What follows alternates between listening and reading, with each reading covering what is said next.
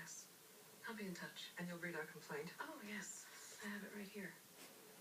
Sorry, I have to get to my next meeting. Hello? Oh, hi. I just saw that you had to run off, so I... Oh, my gosh. You didn't have to do that. I know, it was nothing. What are you doing? Thank you. What do I owe you? No, nothing. Oh, I have to pay something. No. Next time. I'm Simone.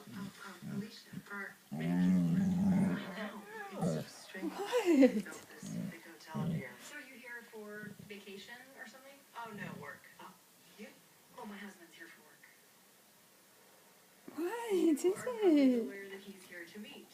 What? Are you Miss Cannon? Yes. Are you Mrs. Florrick? Yes. My husband speaks so highly of you. He does? Yes, he does. He thinks you're fantastic. For a while there, I thought I should be jealous.